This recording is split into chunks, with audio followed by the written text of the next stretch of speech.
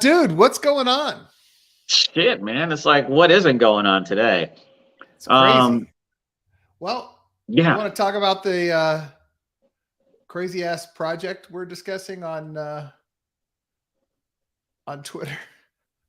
Yeah, let's talk about that. I like that. Because you know what I like about it? I'm not sure if it's like grocery stores. You're talking about that one, right? Somebody commented that grocery stores, the margins are too thin. That's cool. And so I actually They're tweeted horribly a list thin. of, Yeah. It's like less than 1%. So anyway, I did this tweet. I was just throwing out ideas, you know. I wasn't planning on buying a chain of convenience stores, but people responded to it, right? So I just said, what if we had a DAO that pooled funds to buy chains of convenience stores, grocery stores, or other retail plays, and accept crypto and turn them into retail crypto banks /stores/edu centers? I thought, it's an interesting, novel idea. Maybe somebody will, think about it and run with it. Well, Nick Dracon, who I have so much respect for this guy. If you don't watch his YouTube channel, you guys should, because he's fantastic, as well as his Substack. He's just a really brilliant analyst, more from an investing and trading perspective, but just great guy.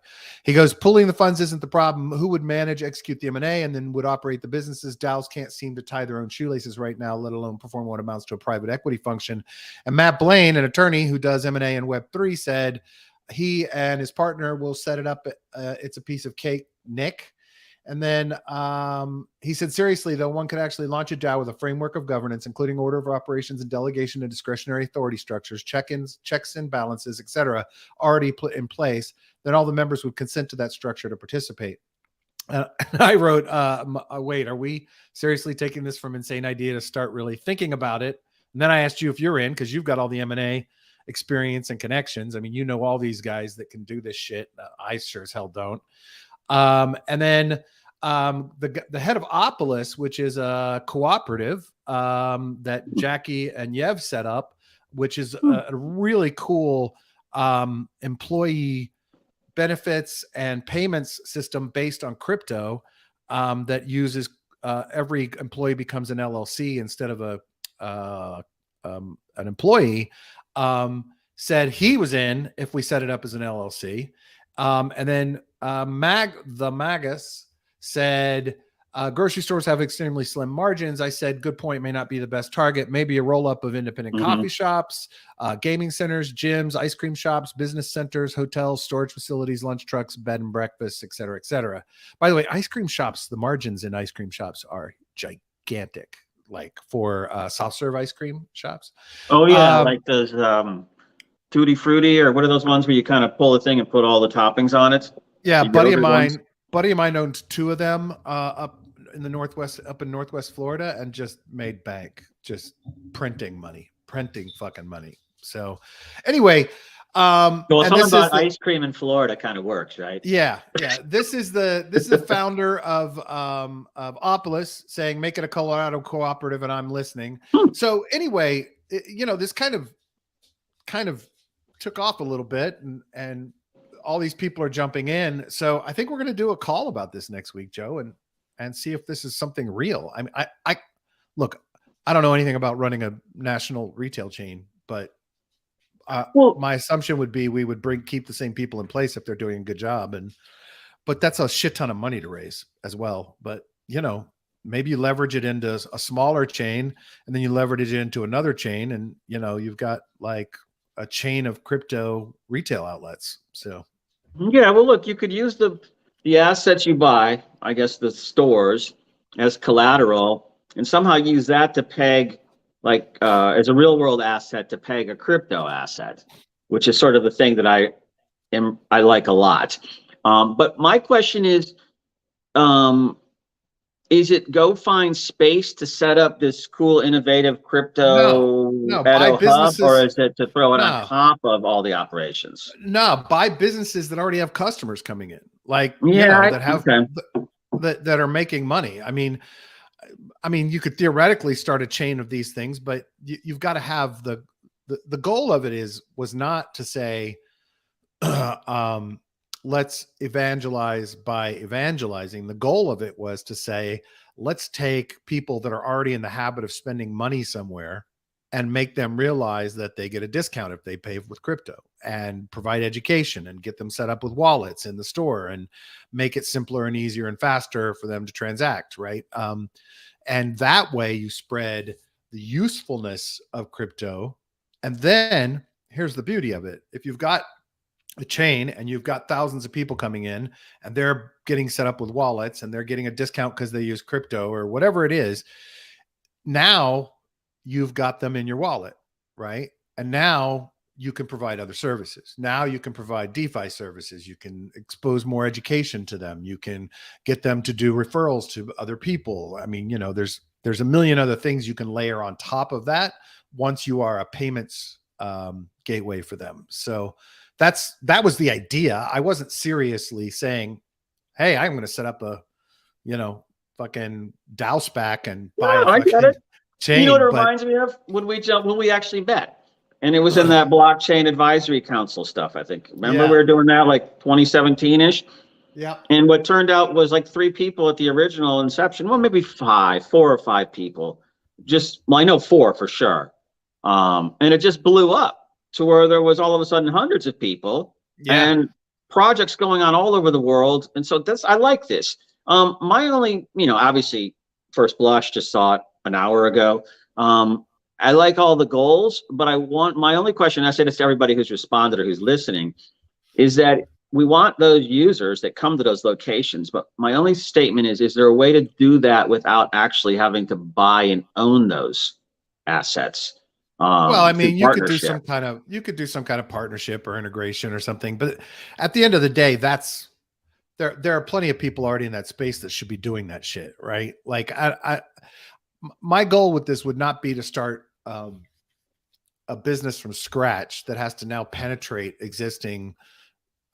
From my perspective, it's much easier to buy and then control it and say, this is what is going to happen in these stores than it is to try to get stores to use your wallet, start accepting crypto, blah, blah, blah, offer discounts, et cetera. Right. I mean, that's a much harder, from my perspective, a much harder operational play and a much longer slog.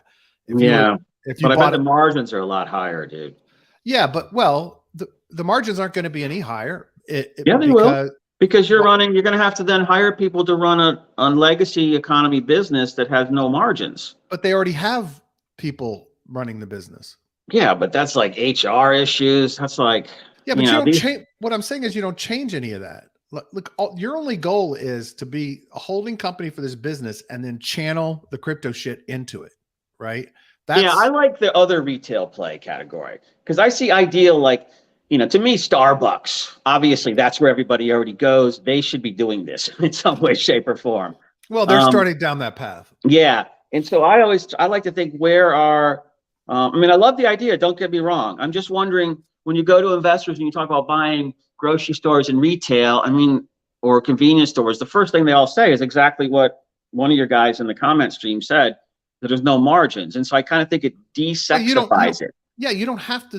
It doesn't have to be that. That's why I threw. Well, you're showing financials, okay? So financials are going to have the grocery store financials, and then there's going to be another line which is going to be the, the crypto related stuff. So, the other stream, the new revenue streams.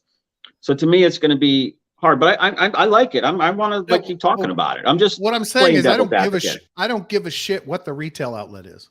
I could care less as long as it has give me a suggestion. Well, what do you want? I just did. Gaming centers, gyms, ice cream shops, business centers, hotels. I'm not trying to hurt your feelings, Brad. I think you're getting pissed. I'm just saying that you got to streamline it a little bit. I just want you to listen because I already told you. I'm reading it right in front of me. I'm looking at it. I know, but I already read these off to you 5 minutes ago. My point is that I don't give a shit what the retail outlets are.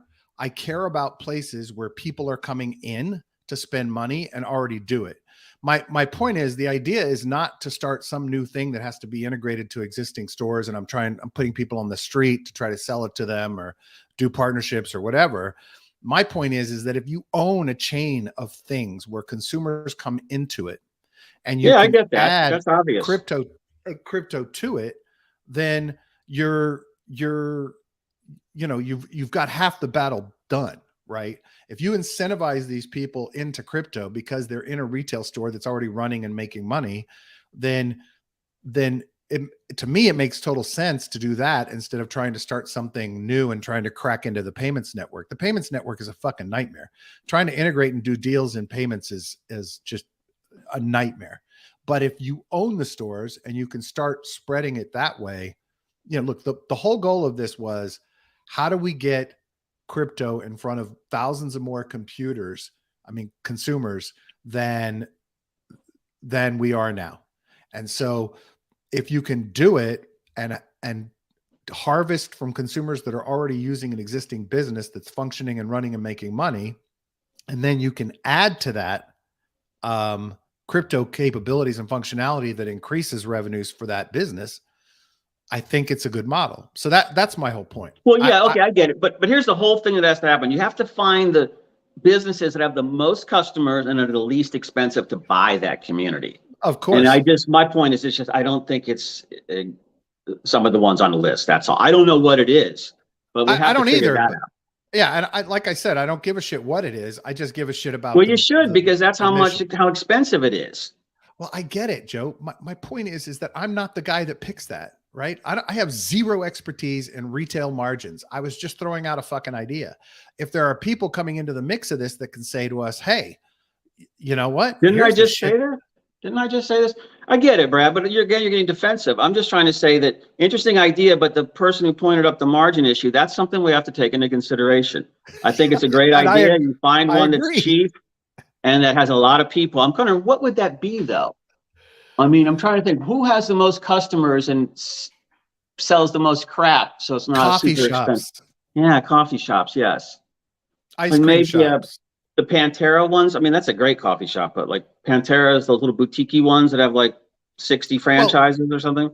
Yeah, and like I said, there are in that tweet, there are thousands of independent coffee shops out there, right? Maybe the model, yeah, maybe the model isn't an acquisition. Maybe the model is an acquisition. Got it. Oh yeah, there you go. There's a lot of Oriental spas out there, buddy. Maybe the model isn't. Maybe the model is to acquire them, but they become members of the cooperative, right? Like if you have, that's the entire. I mean, that concept of independent retailers who are acquired into a cooperative and are members of the cooperative then, and it has a crypto focus, that could be something as well. So, I don't know if this is going to go anywhere or not, but I love the energy. I love your enthusiasm, man. Yeah. My goal with it is how do we seed crypto into the existing market instead of trying to penetrate the market externally, right? How do we take over businesses in the real world that are making money and that can stay making money while also seeding them with crypto and really forcing crypto into the equation? That was my goal. So point noted. Sean said lightning. Yeah. Euphoric says gentlemen's massage parlors, perfect use case for crypto payments. Niblet says like an octopus card run by crypto, but users aren't directly exposed to crypto. Do you know what an octopus card is? What's an octopus card? Well, no, I'm talking about its use case. So this is more along the lines of what I'm saying is that when we do a cost benefit analysis on whether it's, we find the ideal businesses that are the, optimal cost price to get the most users to pull into this strategy, or is it something more like this where I don't think you have to own the business, so it's just seamless, where I guess they get it on a card and they can use it like a debit card and it pulls the crypto out of wallets and stuff. So the merchant doesn't see the crypto, I guess, but the user seamlessly can tap either stream, I guess. So I don't know, but I like your idea. Let's keep talking about it, because there's definitely going to be a chain out there that, in Hong Kong, that makes sense. That's right. Octopus. Yeah, he said it started with public transit, but can be used well beyond now. So it was a card for public transit, and then people started adopting. Merchants started adopting it. So any subway system in the U.S. could do something like that too. Like those. What's the one in Miami called? MTA. Yeah, nobody in fucking Miami likes our system. A lot of people I know use it. That's the funny part. If you live by Biscayne Boulevard or downtown, everybody uses it. Yeah, they use Metro Rail to downtown to Brickell, and that's it. but nobody takes it to the airport. The poor people that it's supposed to benefit out don't live there west, they have a 2.5 hour commute because our bus system is such a fucked up mess out here. I mean, it is. And we've passed multiple half-penny and penny taxes in Miami-Dade County and the state to pay for trains west and east, as well as improved bus routes. And all we have is a north-south bus route and the same train that's a piece of shit that we've had all along. And so it's sad. You know, it's that bad. I'll give you another analog to that story. In DC, when they were building the metro, you know, they surveyed all the people in Georgetown. Oh, we're going to put a metro. And they're like, you're not putting a fucking metro stop in here. You know, so it was like, you know, a mile walk into Georgetown from like Foggy Bottom or something. Yeah. And why do you think that was? Because, you know, they don't want the, how do I say it the right way? The poorer members of society to be able to come into to access. Yeah. The better parts of the city. Yeah. So they only want their house workers to come. That's exactly. So, all right. New episode up, Mission DeFi, chicken bonds from Liquity. This is fascinating shit, man. Can you explain that to me real quick? Because I haven't read it yet. What are they doing with, what is a chicken bond? So they're creating a bond system that earns, you know, you're staking and bonding, normal bonding system, and you're bonding in with the first version with LUSD. And then once the bond matures, you get BLUST, USD, not UST. But you can exit at any time. And so they have this whole model. The reason it's called chicken bonds is are you chickening in or are you chickening out? And so the idea is you're given this NFT after you make the deposit, and the NFT is the first dynamic DeFi NFT that changes its state based on whether you stay in or you come out. And it contains the rewards you get at the end of the bonding mechanism.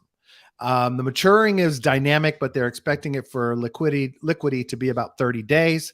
And their push for this is, first they're doing it with Liquity, but their real push for this is they are targeting a specific niche of new and mid-level, small to mid-level protocols that want to build liquidity without sacrificing token price, right? And they believe that if they hit that niche of like the small to mediums, that they can build a huge capability and protocol in it. Of course, it'll be radically decentralized, so totally permissionless. Protocols will be able to come in, set this up, add it to their website, and boom, they're using the protocol. I like that. Yeah, I mean, this is how Liquity does everything. The code gets released and it's out and it's done, right? And so they are going to have a short period where they're monitoring it and making sure everything's functioning right, and then they're going to just radically decentralize, as they always do, and put it out, and anybody can build an interface to it. Anybody can launch their own based on the smart contracts that they'll have in place. So really cool offering to the market. So you can bond out at any time and you get all of your LUSD back. So there's no penalty for you're not locked in. You don't have to stay in the bond if you decide you want your money back. They're building out derivative models, so the NFT can be borrowed against based on its value. Yeah, that's what I want to hear. Yeah, you'll be able to sell the NFT to somebody else. So you'll be able to sell that bonded NFT that represents value at the maturity date. So if you needed money sooner than later, maybe you sell it for the LUSD plus half of what they're going to get at the end of the 30 days. So it's really flexible, really cool. This guy Token Bryce too, by the way, I really love talking to him. He's kind of a leader in the French DeFi community, has his own podcast there, has a group with several thousand French DeFi enthusiasts, really smart guy. Joined Liquity recently because he's always been a fan of the project, had written a bunch about them, and they wanted somebody to come in and run. I mean, he's essentially he's their strategist, but he's essentially running biz dev, connecting protocols into using chicken bonds and Liquity and the tokens. Hey, so who was the guy that runs the Ethereum Foundation in France that we talked about? What company was he? He's the space game. A space game. Oh, Comet. Yeah. Now, do those guys know each other? That's what I was curious I guarantee about. you. I guarantee you he knows them. Yeah. Yeah. No, I love this. So let me just summarize. So you get the NFT for the bond. It has the coupon rate attached. say whatever the percentage is, and then you could sell that. Expected to be about 10%. Well, see, what I think is kind of interesting is that just how bonds work when there's demand for bonds, you know, it's how the yield and the price is sort of an inverse relationship.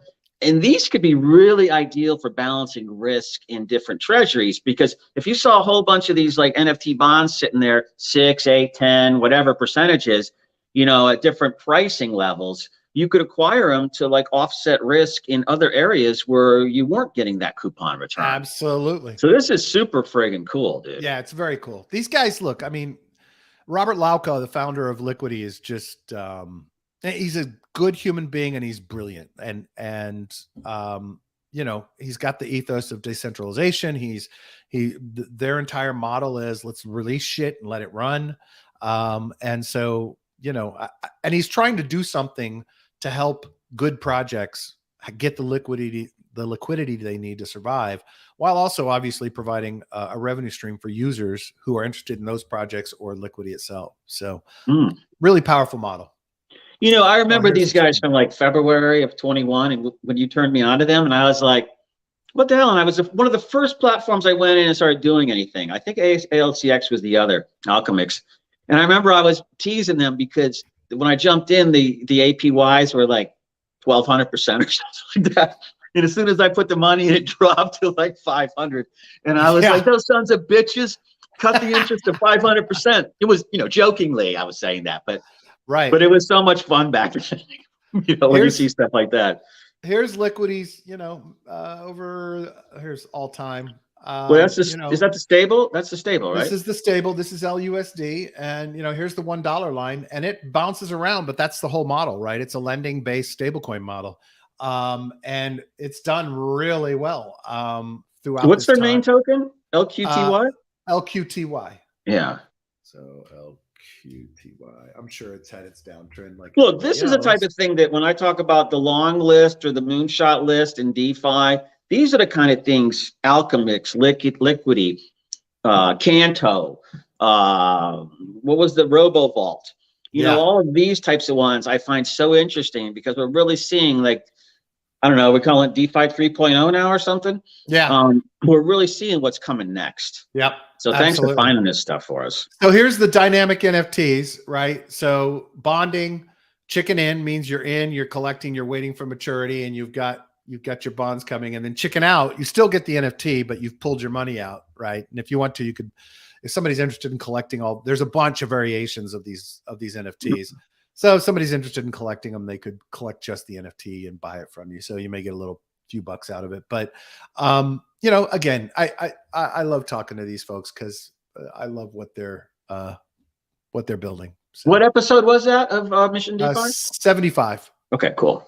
Right. Tornado Cash developers appeal was rejected by the Dutch courts. And from what his wife says, they actually didn't even address the arguments he was making. They're just basically ignoring shit. So I got to assume at this point that, you know, this is the United States government saying, don't fucking let this guy out. He's going to go back to, he's originally from Russia. He's going to go back to Russia and then we can't get him and blah, blah, blah.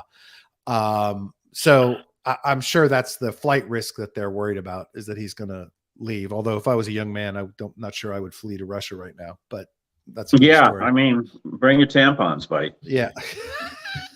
Okay. So for everybody that hasn't seen what Joe's talking about, he tweeted a story about the new Russian soldiers that are being forced into being cannon fodder, being told to bring tampons to plug their bullet holes. So yeah, by their trainer. They're only getting uniforms and they're told to bring tampons. I'm like, exactly. I didn't want to say where are the guns, but I'm like, aren't you forgetting something? Yeah. Not that I care, but it's just hysterical. But look, with this one, tough time to be Russian software developer involved in a mixer or a blender. I mean, North Korea help in the mix. I mean, it's gonna take every single judge 5 seconds to go. Yeah. Yeah. I mean, it's like making the decision to buy IBM or not, right? It's like the judge is like, well, which way do I err on this? Well, you know, unless the CYA way, cover your ass. Exactly. Hey, you posted this into our group, new Zach XBT investigation. into at the Crypto Lark Davis. You want to Yeah, talk about I this? got nothing against this guy. I just thought it was really interesting how somebody came in. There's like it's like a 16 thread thing, Yeah. and they go through like 10 trades where he got the tokens. This is Zach shilled, XBT. dumped. He does these investigations all the time. Yeah, go ahead. Yeah, and basically, I haven't seen this guy before, and I was like, this is what's going on in a lot of these shows. I know that people get paid to like sponsor something. People get sponsored for stuff. I don't have a problem with that. But when you're getting 100,000, was this just supposed to be a private tweet between us because you wanted to pursue this business model? No, I think I was more. I'm just joking with you. Well, it sounds like it's easy friggin' money, but the rooster always comes home to roost on this type of stuff, and here you see it right there. There it is. Everything's on chain. But more about just how blatant these guys are, and one wallet, and he's running it all through one wallet. Yeah. And then it's like, and you can't. There's probably other ones too, but this is his main wallet. But just the timing, they got it down to when the tokens hit the wallet, when he says this is the greatest thing ever, and when he starts dumping. Yeah, and I'll bet you we find out later he's involved with actually launching the launch pads that these tokens are being launched from. He's in the cahoots with the guys who are launching tokens on them. Half these tokens are probably just bullshit tokens being dumped on. But for everybody listening and hasn't read the tweet thread, of course it'll be in the show notes. But the bottom line is he's pumping. He's buying tokens. So one of them was he bought 65,000 of UMB, right? He got 62.5 thousand UMB at launch at 4 p.m. on February 9th, 2021. And at 8:16 p.m., he makes a tweet about it. And then over the next few hours, while his 400,000 followers are buying it because he told them it was great, he's dumping on them, right? Yeah. So, just the typical greed-based piece of shit scumbag. It comes to a theme that we always say is that, I'm synthesizing information from like 50 sources and coming up with opinions. You need like 20 people giving those opinions to you, and then you make decisions. If you rely on one person who's less than scrupulous or who is, it's entrepreneurial, but I think it's less than scrupulous, and that's all you're seeing, you're making a mistake. If you're only listening to me, you're making a mistake. Exactly. We need to listen to a bunch of people because no one can make the decision but you. You are in your own private universe. Yep. So you have to make the call. Nobody else should make the call for you. And just don't trust this stuff. Exactly. I'm not saying him in particular, so don't get me wrong. But I just don't really trust anybody, to be honest. Yep, I don't either. And this guy's such a dweeb. I don't know why anybody would listen to his fucking ass anyway. That's what kills me. Is the other thing, and you could probably speak more to this than I can, but just how it's so hard to tell these days what's actual content versus what is advertisement. And that's a problem. I was just thinking about when you look at like everybody bitches about corn syrup or whatever, and you look at who finances all the studies and the campaigns, it's the sugar industry. Yep. You look at who's probably financing all this stuff about crypto, the banking industry. So you basically have to think whoever's running these ad campaigns, they look like articles. They look like news articles. They don't look like an ad. And so that's why I think you have to have so many sources of information now to avoid that. Did you see the new crypto tool that JP Morgan Chase launched? No, I didn't. No. Oh, I'm sorry. Metamask launched it. Consensus is Metamask owned chunk of by JP Morgan Chase. Actually, I should be nice. It's actually a portfolio tool. Pretty nice interface. So Metamask is launching a competitor to DeBank and Zapier and Zillow and all of not Zillow. And, it's nice, simple, clean. So I've loaded up Sifu's wallet in here, but you can load up more than one wallet. This is some other dude on DeBank's ranking charts. You can see what's in it. You can track your own wallet, your own history, just like DeBank and Zapper and all of those others. That's cool. You could choose the networks. They don't have Cosmos yet, so you can build a watch list. All I could get was Atom on Polygon because there's no Cosmos on here, but there's no data for it. But you can create a watch list and see, the most recent data about the token that you're watching. I'm assuming you could set up alerts. I haven't played with that part of it yet. But so Brad, is this the type of thing where you could, if you knew, like, say, just pick like top 20 influencers, let's say, or traders, you could load their wallets in. Exactly. Like, say, anybody that like Elon Musk wallet. That you know, but when he says something, obviously there's a, right. You know, Lark has 500,000 followers, you said, and you know, we know what's Musk got, like 80 million. Right. So when he says shit, stuff happens. But you know, if you track that wallet, obviously you know what shit he's moving into before he starts talking about it. Exactly. Okay. Well, and cool. and so that's why I loaded up Sifu's wallet. I'm not going to load my wallet up because that would be boring. But you know, you can watch what Sifu's doing and see what he's buying. Now I have alerts on for a bunch of influencer wallets to keep track of what they're buying and what they're doing. But you know, you can sort it by balance. He's in DAI and USDT right now. Primarily that's what, almost 3/4 of his total net worth in this wallet is off the sidelines in USDT and DAI. The next biggest holding is ETH at $47,000 worth. So out of 3.9 million, the only thing he has at risk right now is like $400,000. So well, and even then there's Geist DAI, USDC, LUSD. You know, he's not in the game right now. He's just not in the game right now. So, but he does like Liquity though. Yeah, nice tool. You know, they've done a good job with it. He likes Phantom. Yeah, there's no notifications yet. 10 chains, so it's a nice mix of EVM based chains, but they've got a long ways to go to catch up to the bigger players in the space, to banks, Zapper, etc. Now, the beauty of it is, though, if you're already using MetaMask and you trust them, I don't. You can use this in conjunction. And I assume what happens next is they start adding DeFi protocols to it. And look, this is smart. At one point, they were doing $10 million a day in swaps on MetaMask in the built-in swap. So it makes sense that they're going to then say, okay, let me add in people's ability to track their portfolio and track their DeFi investments. They don't have DeFi on here yet, just tokens. So, and then I can start making money because now I can start exposing dApps in here and letting people trade and do automation and everything else right within the app and swap into dApps directly. Right. So I'm sure that's where they're headed because they want to boost that revenue stream that they're, you know, the $120 million a year. I mean, the $365 million a year. No, $3.6 million a year, $3.6 billion a year in total trades. I don't know what their percentage take of that is, but you know, it's obvious. It's obvious where they're headed with this. So can I ask a question? Nice first blush. Yeah, I keep locking up for some reason, but can you, how hard is it? Like, look at the wallet and then you go, oh yeah, BNB, I want to buy BNB. Can you just press it on that screen and it goes to the MetaMask swap window? No.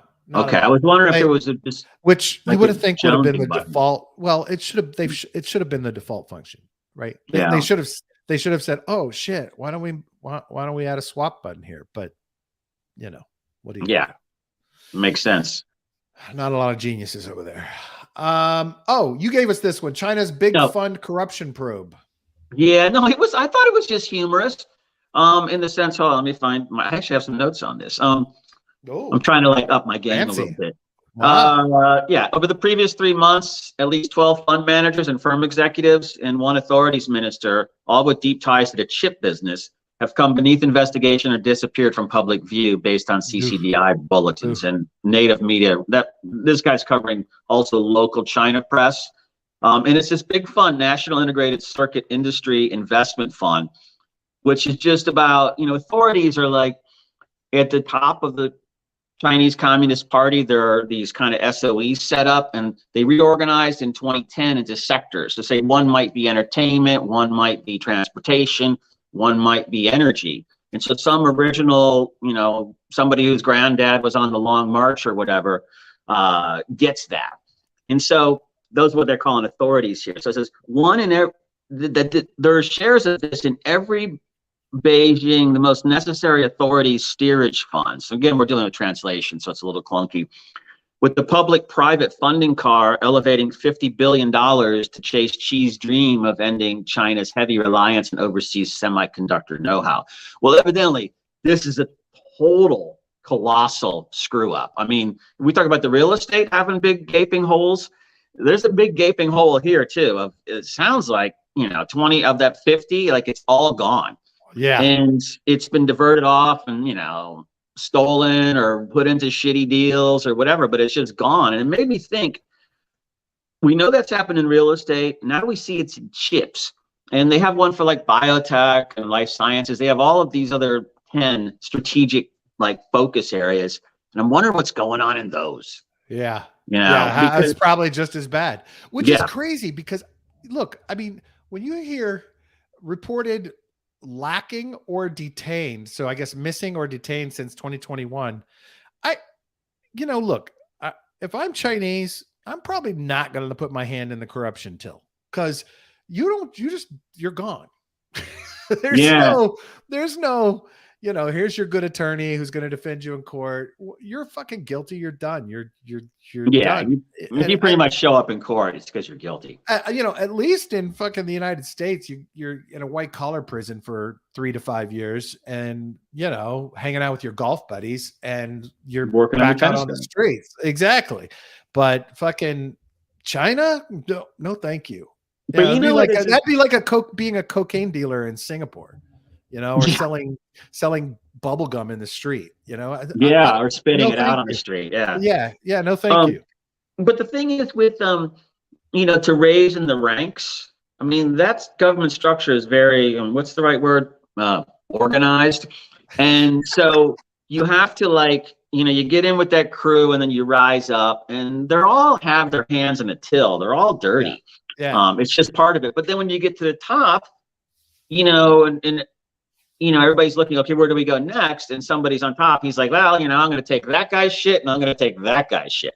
Yeah. And then all of a sudden they get arrested on corruption charges. And so, these guys are sitting in probably jails, and lawyers are outside negotiating, because they do that kind of captive negotiating there. And they're waiting. And then in the end, they're presented a contract and they sign it and they get out.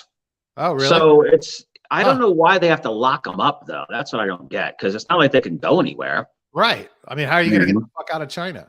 Surveillance society like that? I mean, facial rec, iris, everything, man. Fuck that. Not going anywhere.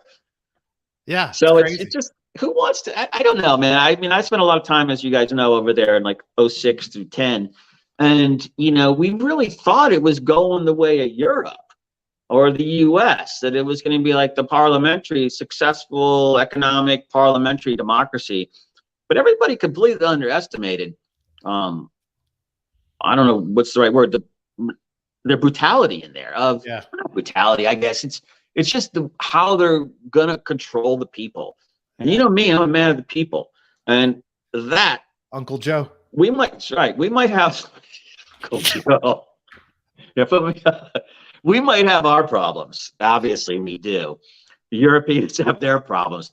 But this shit is just flat out crazy. Well, and here's the crazy thing, like what you were intimating earlier, is this corruption is cratering one big chunk of the economy in the real estate side.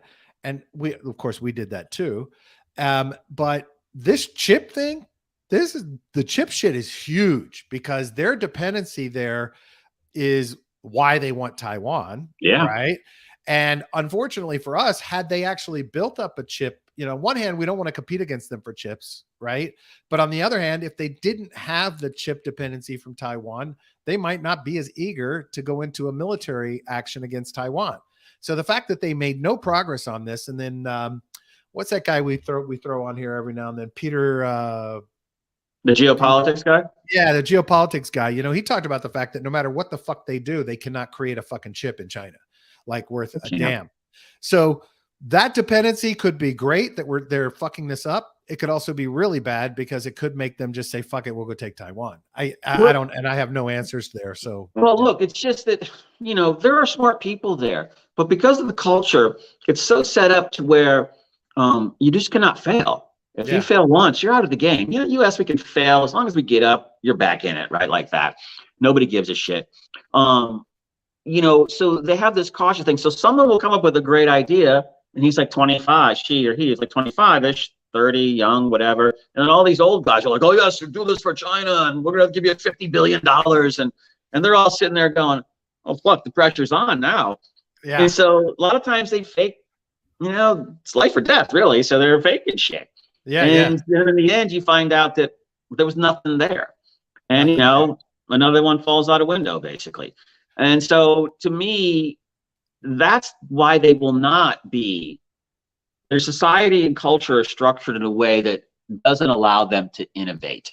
Yeah, there's like no innovation Western allowed. societies or Indian society. India has a lot of innovation. They're the knockoff society. Yeah, there are copies that mimic. So to me, until you take that central, I mean, we talk about, we always rail on centralization, but look, right there, I mean, that is as centralized as it gets. Epitome. Hey, dude, are you on VPN? Because you're breaking up a lot. No, it's breaking up a little bit. I've noticed. I'm trying to talk slower. It's just something's clunky here, but no, I'm not. I have a new favorite venture capital firm. Han Ventures. And let me fucking tell you, these people are doing God's work if I believed in God. These guys paid for a full-blown, real deal political survey about crypto. But here's what the fucking smart thing they did. They did it about framing the messages around DeFi, the words that you use to talk to people about crypto and DeFi, which is why Republicans have maintained the level of power they have, because they are masters at reframing language to appeal to voters around what they want to accomplish. And this poll that they did, everybody in fucking DeFi, everybody in the government lobbying efforts, everybody running any kind of campaign related, political related DeFi crypto thing should be looking at this data, and we should be doing more of this shit. Han not only did this, but they hired a guy who's got this Chris Lahane, who's got like decades of experience in political wrangling and lobbying and machinations. I listened to a Twitter Spaces today with them talking about the data, and these guys have their shit together, and they're investing a ton of money in helping crypto and DeFi frame the messaging.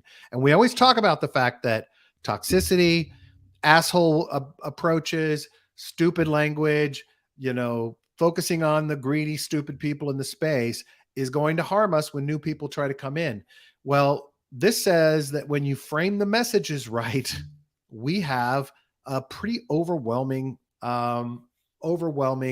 set of voters on our side when you frame the messaging right. This does two things. It allows us to focus on telling politicians, get your shit together.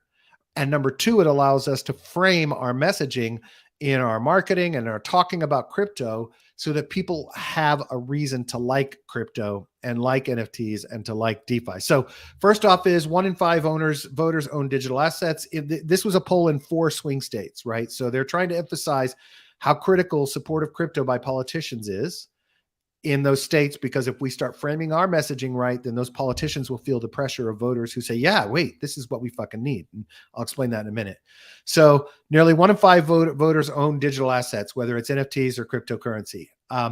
Voters across the political spectrum are more likely to oppose candidates who stay in the way of a decentralized internet, right? So there's framing number one, right? 55% of voters surveyed would be less likely to vote for candidates who oppose policies that enable Web3, defined as decentralized open internet, where people have more control of their data. What's particularly compelling about these findings is that voter sentiment regarding Web3 tends to be bipartisan, with independents expressing the strongest views in favor of Web3. But here's the surprising thing. Of the two parties, you know which set of voters leaned further to supporting this and these concepts and crypto? They do bring up crypto in a minute. Republicans. Democrats. Really? I thought a libertarian streak would pull it over the top. No. 91% of voters hold a favorable view of the principles of Web3 as described above. Where was that description?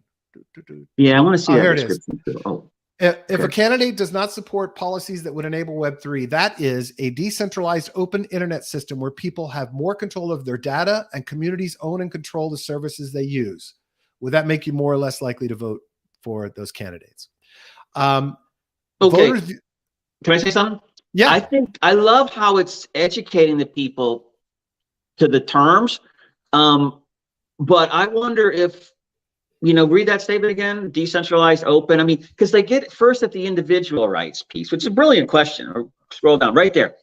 Individual, where people have more control over their data. You're hitting an individual need there, where people want to be independent. They want to not feel beholden to the what was that? Big tech, big finance, big government. Big tech thing? and big government. Yeah. Yeah. And then they say communities owning control. So that taps into another vein, which is the federalism versus states' rights in this country. Absolutely. So they did a really good job of framing that up. I mean, I did look at the polling company, and I had a couple of things I wanted to bring up later, that I thought were interesting on polling methodology and all of that. So when you're ready, I'll bring that to the forefront. Yeah. It's cool stuff. Voters view Web3 as both a response to an unfair economic system and a positive alternative to big tech monopolies. 60% of voters in these swing states view the current economic system as unfair and failing everyday Americans. I mean, we all know that, right? But tapping, like we should be tapping this messaging. 75%. Yeah, 75% of voters agree that big tech has too much power over people's lives and favor greater individual autonomy and digital decentralization. 72% of voters who own digital assets say they do so because they want an economic system that is more democratized, fair, and works for more people.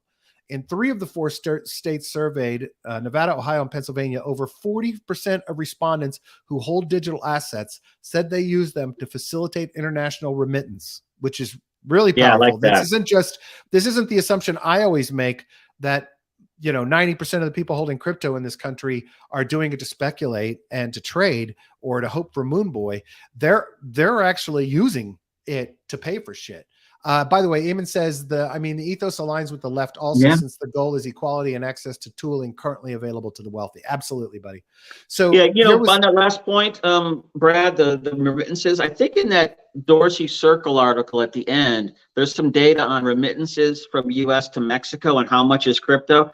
I was astounded by the volume of that. Nice. I mean, it's like billions of dollars. Awesome. That they're sending in stable coins or Bitcoin or whatever, and not going through Western Union. That's awesome. So the wording on this question was government and big tech have too much power over people's lives. Web3, digital assets, and crypto gives everyday people power over their finances.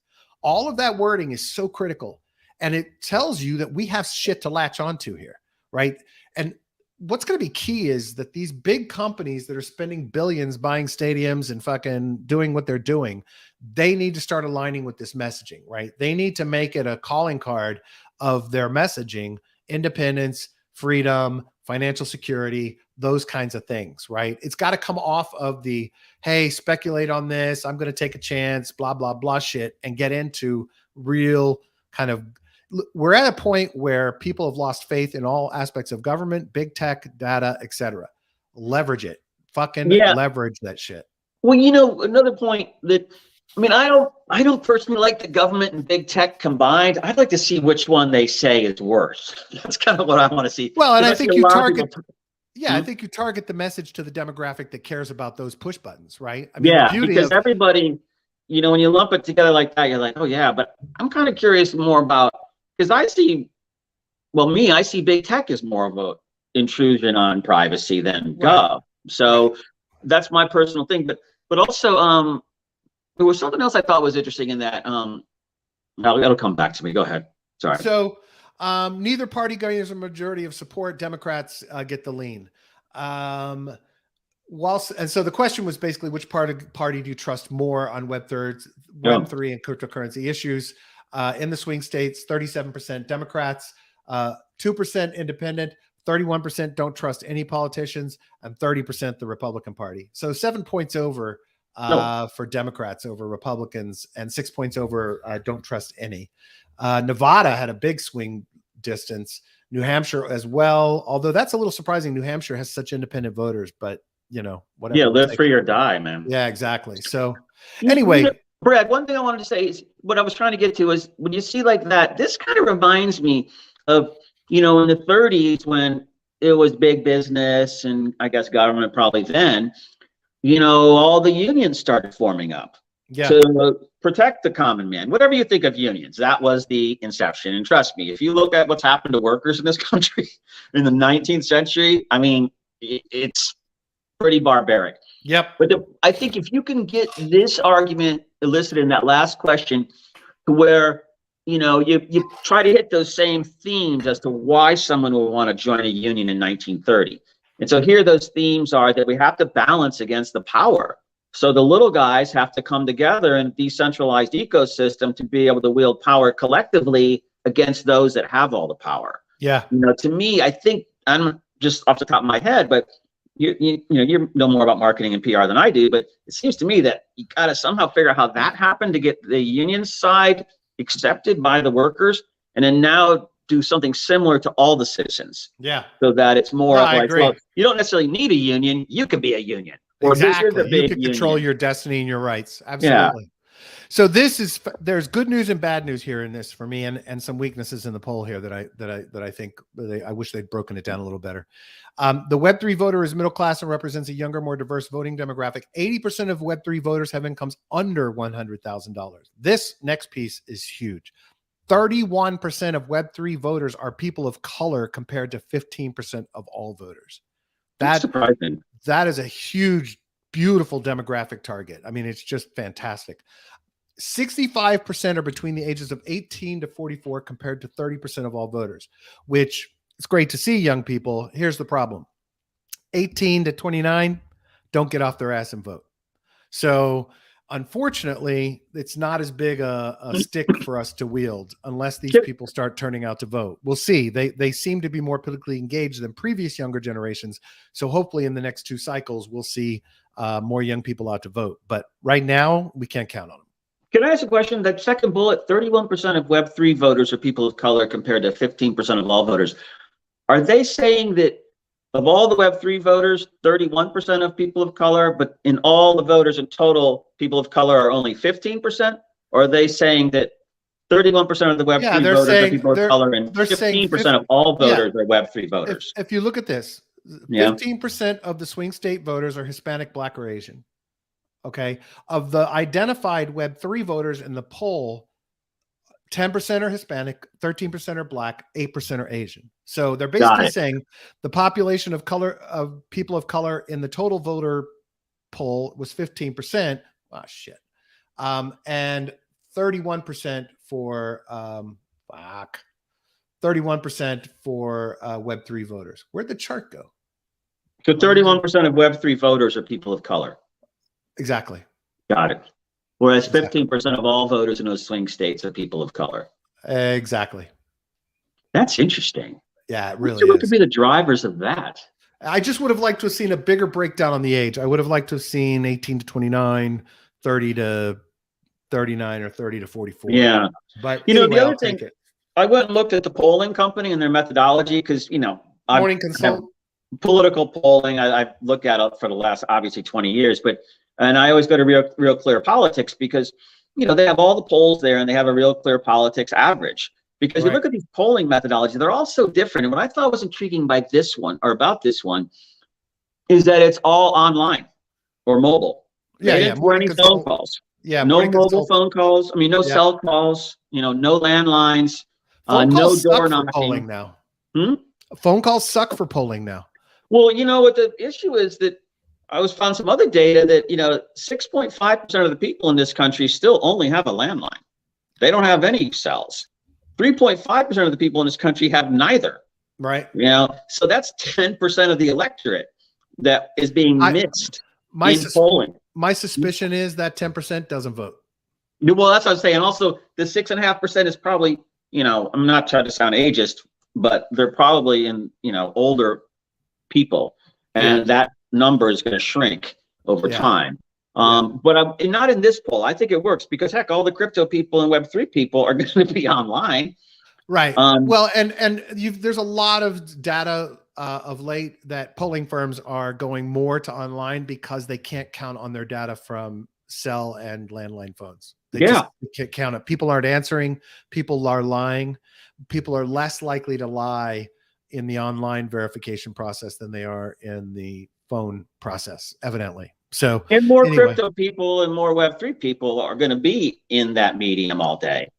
Right. But that's why I go to Real Clear Politics sometime and just look at how Rasmussen and all the other ones do polls, and it's so divergent. And then one will be like -3 and one will be +3, and then the standard of error is like 6.9 or something. Well, Rasmussen is far right.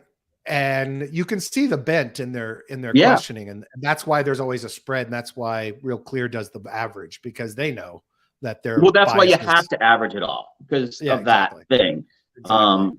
But you know, look, when the margin of error is 3% or higher, to me it's almost meaningless, because these elections are always like half a point, 1 point, 1.5 points.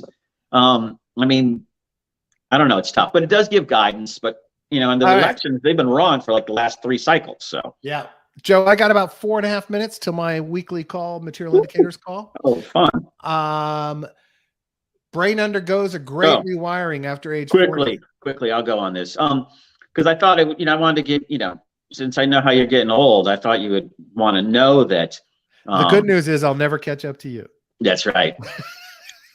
It says in the 5th decade of life, after a person turns 40, I'm going to be doing that next year, so it's important to me too. The brain starts to undergo a radical rewiring that results in diverse networks becoming more integrated and connected over the ensuing decades. So, diverse networks within your brain. So I'm thinking like content. I think of it as like layer ones, basically.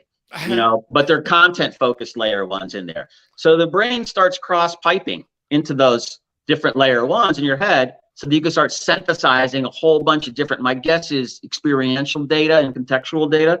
Right. And so as you get older, it begins by becoming less connected with those separate networks, and then becomes more connected globally. So more pipes, more connected globally across the entire brain, less regionally specialized, broadly connected and integrated. So it basically allows you to kind of do more complex thinking, because you have all that experience.